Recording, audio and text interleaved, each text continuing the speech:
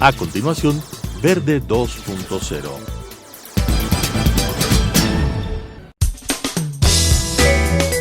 Clasificación A. Apto para todo público.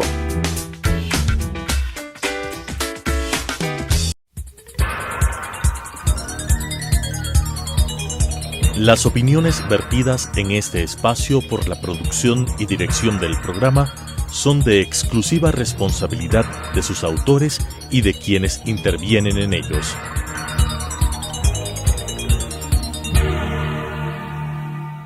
Telesucesos Canal 29 UHF presenta Verde 2.0, un programa de variedades sobre el acontecer ciudadano con la conducción de Claudia Arteaga. Verde 2.0. Gracias por estar con nosotros en esta nueva entrega de Verde 2.0. El día de hoy tenemos como invitado a Juan Martín Cueva. Él es secretario de Cultura del municipio de Quito. Con él queremos hablar sobre varios temas, pero uno de ellos, Juan Martín, es que expliques a la audiencia, a la teleaudiencia, ¿qué es el rol que juega la Secretaría de Cultura del municipio? Municipio de Quito, que además lidera la ciudad patrimonial por excelencia, no solo de Ecuador, sino del mundo. Fue la primera en ser nombrada Patrimonio Cultural conjuntamente con la ciudad de Cracovia, en Polonia. ¿Cuál es el rol de esta Secretaría? Muchísimas gracias. Buenos días, Claudia. Buenos días a toda la audiencia.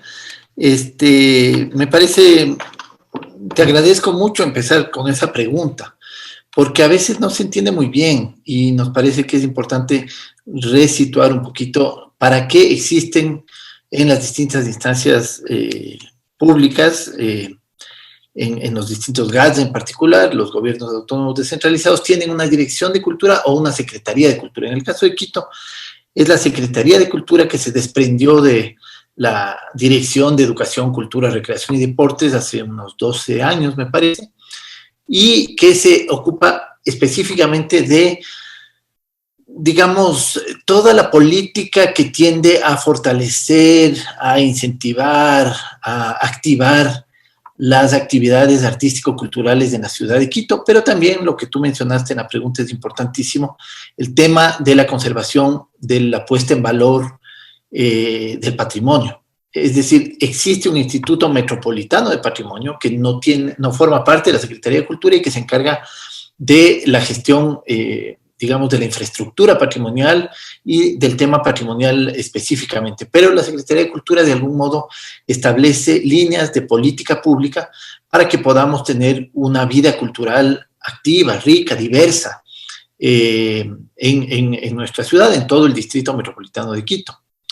A veces... Cuando tú hablas de esto, una cultura rica y diversa en todo el distrito, uno tiene que recordar que el distrito va desde San José de Minas, exacto, hasta todas las parroquias rurales, lógicamente el centro histórico, que uno lo mira como un eje, pero ¿cómo involucrar en estas actividades a todo el distrito, que es diverso, es extremadamente grande, y además que cada parroquia rural, por ejemplo, también se siente parte de, pero a veces quienes estamos en la ciudad no las visibilizamos como tales? Exactamente, ahí estás tocando un punto que es fundamental, que es clave. La riqueza nuestra riqueza cultural es básicamente la diversidad que tenemos. Y como tú bien lo dices, a veces perdemos de vista esa diversidad y nos centramos en las expresiones culturales más convencionales, más conocidas, más comerciales también, y dejamos de ver una serie de procesos culturales que son riquísimos, que son muy diversos, que vienen de poblaciones migrantes. Tenemos una riqueza en Quito, que es una ciudad que ha recibido muchísimas poblaciones, y con esas poblaciones sus expresiones culturales, no solo del interior del país. Tenemos una población indígena muy importante de origen de la Sierra Central o de la Sierra Sur o de la Sierra Norte. También tenemos una población afrodescendiente importantísima que tiene sus propias expresiones y tradiciones culturales. Y también aportes de extranjeros, que no hay que pensar que son algo justamente extraño. Es algo que ya forma parte de nuestra identidad. En su diversidad no podríamos entender Quito sin el aporte, no sé, por decir algo, de arquitectos italianos que vinieron en el siglo anterior y que construyeron muchas de nuestras edificaciones que ahora son patrimoniales, o sin una tradición, por decir algo, en las artes escénicas en este siglo, en el siglo anterior, el aporte de muchos exiliados, teatreros, bailarines, que vinieron de Argentina, de Chile, de Brasil, de Uruguay, y que enriquecieron la tradición cultural nuestra y que están presentes hasta ahora y que ya no pensamos que son extranjeros o que tuvieron un impacto muy grande en nuestra cultura, en nuestras expresiones artísticas. Entonces, esa diversidad es la que hace la riqueza de la cultura de nuestra ciudad.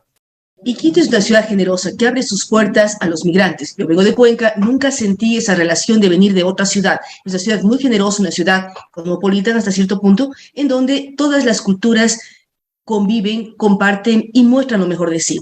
Ahora, Juan Martín, ¿cómo resaltarlo esto a través del municipio? Tú manejas la Secretaría de Cultura del municipio. Sí.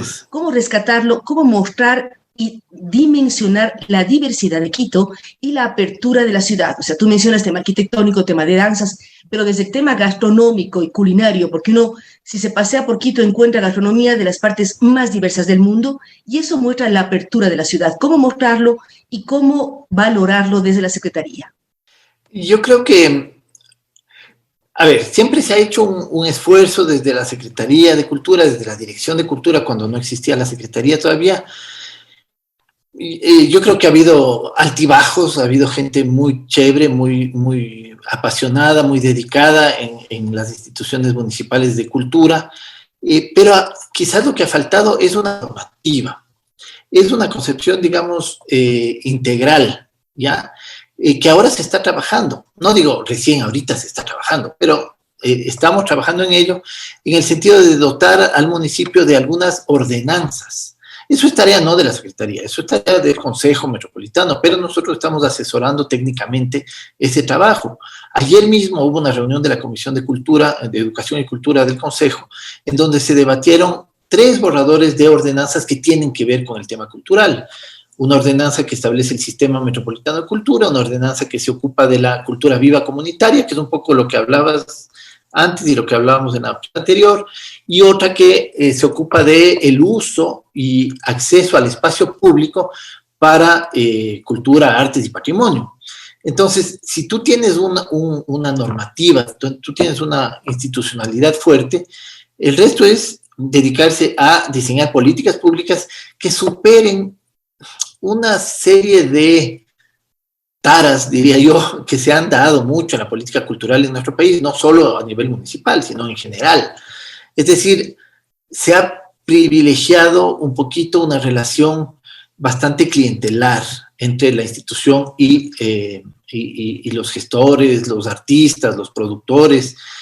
Entonces se llega muy poco a esa diversidad de la que hablábamos, porque finalmente uno se queda en un círculo bastante cercano de dónde viene, sus intereses, y eso no está bien.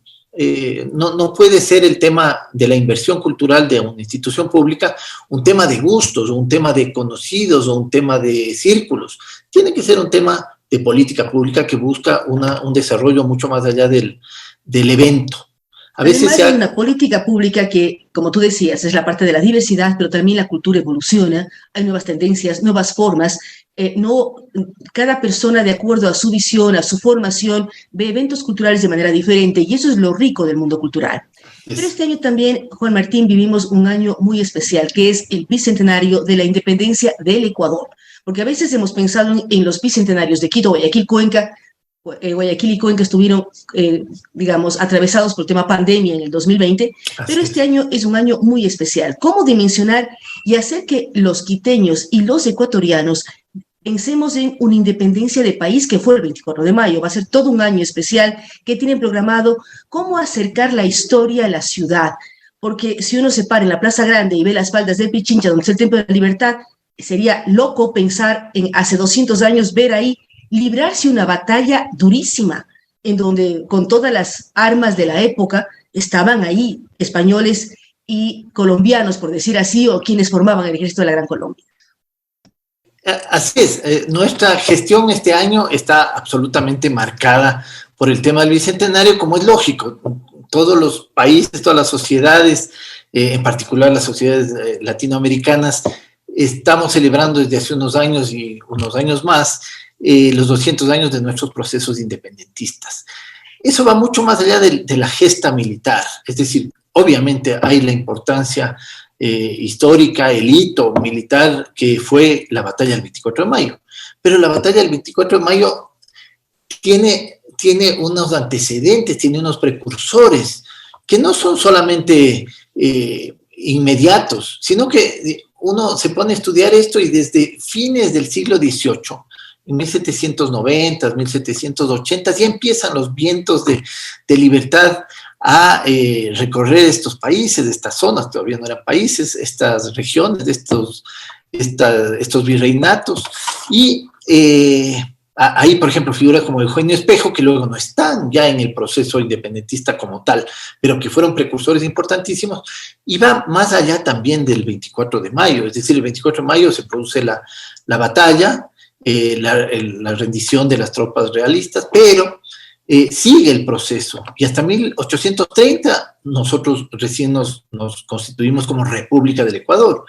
Entonces esto hay que entenderlo como un proceso histórico que además implica la participación de una serie de actores que a veces invisibilizamos, o sea, todo el mundo, el Mariscal Sucre y Abdón Calderón, todo bien, son evidentemente figuras y personajes que tenemos que estudiar, que tenemos que respetar y que tenemos que conmemorar, pero junto a ellos había toda una serie de poblaciones que dieron un aporte importantísimo y que han sido un poquito invisibilizadas, las mujeres en particular.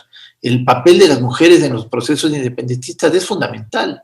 Entonces, en esa línea hemos establecido con el señor alcalde y con la comisión del Bicentenario, que fue creada el año pasado por el alcalde Guarderas y que está presidida por la concejala Luz Helena Coloma, entre la comisión del Bicentenario, la alcaldía, la Secretaría de Cultura e incluso con otras instancias, no solo municipales, sino nacionales, porque hay una mesa interinstitucional, porque como tú decías, este es un tema nacional, no es un tema de Quito. Hemos establecido una agenda que es muy variada, muy diversa, y que establece asuntos que tienen más que ver con la historia, con la cuestión académica, pero también cosas que tienen que ver con expresiones culturales y cómo se ha ido en estos 200 años avanzando en ese camino de conquistar libertades nuevas, conquistar derechos nuevos que eran inimaginables hace 200 años. El voto de la mujer era algo absolutamente inimaginable. Los derechos de los pueblos indígenas, los derechos civiles que ahora se discuten, los derechos individuales. Sí, pero al mismo tiempo, a veces te parece muy extraño que 200 años después se siga tratando de definir derechos como libertad de expresión. O sea, vemos que en el diálogo todavía hay dudas y hay que hacer un proceso de enseñanza porque hay derechos que son inherentes a lo que vivimos en el siglo XIX, se fueron cimentando y fortaleciendo en el XX, llegamos al XXI y seguimos tratando de definir y hacer que las personas comprendan lo que son esos derechos. ¿Cómo involucrar todos estos procesos? Tú hablas de todo lo que ha significado 200 años. Un hito es el 24 de mayo, coincidimos. No significa eso el proceso independentista, pero cómo ir haciendo que la ciudadanía, los ecuatorianos, sintamos y recordemos esos procesos de una manera diferente. No es el feriado del 24 de mayo, es lo que significó ser un país independiente, y tú bien lo recuerdas, en 1830 fuimos ya una república como tal. Así es. A ver, lo importante me parece a mí es no establecer como verdades oficiales, sino poner sobre el tapete temas que están en discusión permanente. O sea, en 200 años no hemos logrado ponernos de acuerdo entre todos cuáles son los derechos legítimos, cuáles no son, cuáles son. En fin, hay muchísimo de opinión, muchísimo de postura política y es muy legítimo. Hay gente que piensa de una manera, hay gente que piensa de otra manera. La república consiste en hacer convivir armónicamente esas diferencias, esas diversidades. Entonces, nuestra programación cultural, académica, cívica, educativa, consiste justamente en poner sobre el tapete esos temas. Hace pocos días fue la primera fecha un poco fundamental en 1822, que fue la proclama que lanza Sucre desde Guayaquil, llamando un poco a los quiteños a liberarse, a rebelarse. Y ahí empieza toda la campaña que va hacia Quito y que termina con la batalla del Pichincha el 24 de mayo. Y además de este llamado a la rebelión de Sucre hacia Quito, uno tiene que recordar lo que Quito vivió en 1810, esa masacre terrible. Entonces no era tan fácil el decir, me voy a rebelar si al día siguiente me podían matar a mí o a mi familia. Exacto, y por eso es tan importante lo que decíamos hace un momento, el aporte de ciudadanos que hoy día diríamos de extranjeros, de colombianos, de venezolanos, de irlandeses, de argentinos, toda la gente que participó en la marcha del ejército de Sucre hacia Quito, sentían el mismo ímpetu por la independencia, por la libertad. No era que eran unos extranjeros que venían enviados por Inglaterra o por no sé quién para combatir, sino que era realmente un momento de liberación de todos lo que luego fueron los países latinoamericanos. O sea, no hay que olvidarse que tú hablabas de los derechos, la Declaración de los Derechos del Hombre no era muy, muy antigua, data de la Revolución Francesa. 1789, luego hay la independencia, un poquito antes, hay la independencia Además, de los Estados Unidos. Hay que pensar en la dimensión del tiempo. Si uno piensa hoy, 30 años atrás, estamos hablando de finales del siglo XX, parece lejísimos. Exacto. Pero en esa época, 30 años era nada. Bueno, y también la edad de los próceres y de los líderes de independencia eran gente extremadamente joven. Así es impresionante cuando uno se pone a leer la historia, tú te das cuenta que Sucre, Bolívar, Abdón Calderón eran unos niños, eran jovencitos y ya tenían su trayectoria, eran los líderes militares o líderes políticos de esa gesta. Y efectivamente uno no se da cuenta al cabo de 200 años de que esos procesos toman mucho tiempo. Ahora pensamos, algo que pasó hace 10, 15 años nos parece algo muy lejano en el tiempo. Y resulta que esos procesos tomaron décadas, yo digo, bueno, es muy difícil ponerle un punto de partida y un punto de llegada a las cosas en la historia. Tú hablabas de la independencia norteamericana o de las declaraciones de los derechos del hombre en Francia, pero son 20, 30 años, no es más. Sí, o la independencia de Haití, que es la primera república en el Caribe y América del Sur, digamos. Haití nos precedió en el tema de la independencia. Claro, pero Quito fue la primera ciudad en tener un gobierno, efectivamente, luego de 1800. Por eso hablamos del primer grito de independencia. ¿Cómo hacer que estos diálogos como los que estamos teniendo los mantengan los jóvenes, dimensionen la historia, se rompan ciertos mitos? Uno recuerda como cuencana la historia de Abdón Calderón, el héroe niño, en donde lógicamente era dar un patrón de seguimiento o un ídolo muy jovencito que después uno lo va mirando con el trayecto de los años y el transcurrir de revisar historia. Pero ¿cómo hacer que estos diálogos, estas preocupaciones sean retomadas en establecimientos educativos? Ustedes tienen como municipio muchos establecimientos educativos e ir regando eso en el país entero. Estamos trabajando justamente con la Secretaría de Educación, por ejemplo, y más allá del ámbito municipal, estamos trabajando con el Ministerio de Educación también, para que sea una cuestión que en el país entero se vuelva a poner al día y a reflexionar sobre esto, ¿no? Estamos trabajando con la Secretaría de Inclusión, con la Secretaría de Educación, con la Secretaría del Ambiente, por ejemplo, que parecería que no tiene mucho que ver, pero vamos a hacer una gran exposición sobre el Pichincha como un hito absolutamente fundamental para los quiteños en todos los sentidos del mundo, desde la representación del Pichincha a lo largo de la historia de las artes plásticas ecuatorianas hasta la importancia que tiene en la cuestión ambiental, ecológica, en el ecosistema en donde está asentado Quito. Entonces, por ejemplo, eso es algo que de pronto perdemos de vista, pero somos una ciudad que está asentada en un sitio muy particular. Entonces ahí tenemos un trabajo muy grande que hacer con la juventud, con la niñez. Yo creo que lo que pasa es que a veces tratamos de simplificar las cosas y de enfocarnos en una fecha, en un par de personajes, porque es más simple. O sea, es más simple contar el relato de esa manera. Ya, el 24 de mayo pasó tal cosa, tales fueron los protagonistas, y eso nos dio la libertad y se acabó el cuento. Cuando uno, creo que estás con el audio. Sí, perdón, es lo que nos enseñaban en la escuela, uno se acordaba. El 10 de agosto tal cosa, el 9 de octubre tal otra, el 13 de noviembre tal otra, eran fechas, el acontecimiento y además la vacación. Así nos la enseñaban. Sumabas, o sea, no te importaba tanto el acontecimiento cuanto que te ibas de vacaciones. Claro.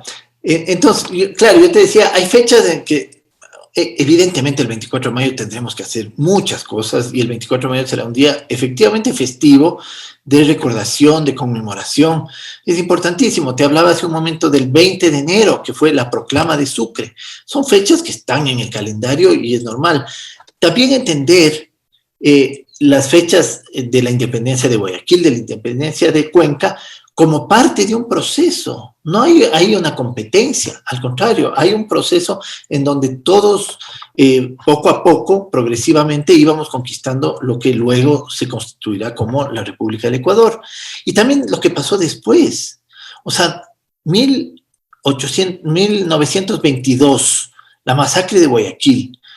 No podemos olvidarnos, eso fue justo a los 100 años de existencia republicana, de existencia independiente. La masacre de Guayaquil definió muchísimas cosas en el tema de los derechos laborales, etc.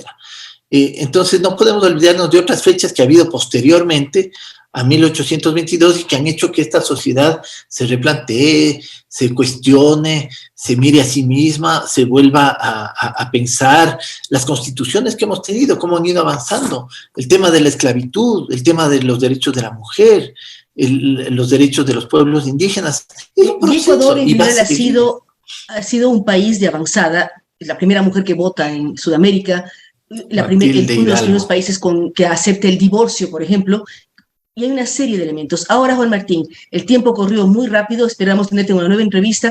Por supuesto. ¿Cómo la ciudadanía puede acceder a informarse? ¿Dónde está, en qué web están ustedes colgando las fechas, los hitos, para ir siguiendo y saber de qué eventos o dónde podemos todos participar?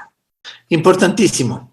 Les tengo que decir que ahorita la agenda todavía es de programación muy general, mes a mes. Hay algunos hitos, algunas cuestiones que ya están establecidas, pero todo esto está en la web quitocultura.com, www.quitocultura.com. Poco a poco vamos alimentando esa web con toda la agenda, con todas las actividades que se van a dar. También quiero decir que ahora, a partir del mes de marzo, el mes de marzo lo vamos a dedicar a la mujer. Bueno, es el Día Internacional de la Mujer, pero también porque nos parece importantísimo visibilizar ese tema de los derechos de las mujeres en este proceso de 200 años. Y vamos a tener una intervención muy fuerte en el barrio de La Mariscal. Ojo, La Mariscal es un barrio creado por el Centenario. Se llama Mariscal Sucre, ahora lo conocemos como La Mariscal. Pero nadie sabe qué Mariscal es, pero es Mariscal Sucre, obviamente. La Mariscal, además, es bien curioso eso. Pero en fin, entonces, en La Mariscal vamos a hacer una intervención durante 3 meses, marzo, abril y mayo. Espero que se logre rescatar La Mariscal. Exactamente, porque reactivar lamentablemente esa en los últimos años se ha ido perdiendo, la pandemia le golpeó durísimo, y este rato no es un lugar agradable para ir. ¿Cómo van a rescatarla? Absolutamente, ya lo hicimos en el centro de Quito. O sea, no es que se ha terminado y ya está el centro de Quito maravilloso, no, también hay un proceso. Es un proceso, todo. Pero el alcalde decidió hacer primero una intervención integral en el centro histórico y está realmente muy reactivada la economía, las actividades culturales del centro. Hay un montón de espacios que se han reactivado, pequeños teatros, centros culturales, tanto municipales cuanto independientes, restaurantes, bares, etcétera, pero ahora vamos a hacer una cosa parecida en La Mariscal. Y en La Mariscal hay un montón de centritos culturales independientes, otros privados o públicos. Hay el Centro Cultural Benjamín Carrión, está el Patio de Comedias, está el Centro Cultural El Útero, está una serie de espacios que tenemos que reactivar. Entonces vamos a apoyar para que eso se reactive. Está un centro independiente de actividad cultural que se llama La Ideal, que era una fábrica, y la han retomado para actividades artísticas. Ahí va a haber un estreno teatral, por ejemplo, de Sebastián Cordero, que vamos a apoyar. Va a haber estrenos de obras de danza, va a haber exposiciones en el espacio público, vamos a tener la visita de una gran escritora peruana, Gabriela Wiener, que viene en el mes de marzo, que va a hacer un taller y que va a hacer el lanzamiento de un libro, va a hacer una serie de actividades. En fin, vamos a tener en La Mariscal durante 3 meses una reactivación cultural que esperamos sea ayude a que el barrio se reactive, a que los ciudadanos se reapropien del espacio público y a que ese lugar que conocíamos todos como uno de los centros donde había mucha actividad cultural, artística, turística, recreativa, vuelva a tener esa intensidad. y esa diversidad. Y luego, obviamente, no nos vamos a quedar en la Mariscal, vamos a estar en todo el distrito metropolitano de Quito para retomar lo que decíamos al principio. Muchísimas gracias a Juan Martín Cueva. Recordamos que es muy importante que ustedes visiten la agenda del municipio de la Secretaría de Cultura en la web que mencionó, que es Quito Cultura, ir siguiendo paso a paso cómo se está preparando y trabajando en lo que va a significar o lo que significa este año de bicentenario de todo el Ecuador. Nuevamente, gracias a Juan Martín Cueva, secretario de Cultura del municipio de Quito. Gracias a ustedes que nos siguen aquí semana a semana en Verde 2.0. Nos vemos en una semana más. Las opiniones vertidas en este espacio por la producción y dirección del programa son de exclusiva responsabilidad de sus autores y de quienes intervienen en ellos.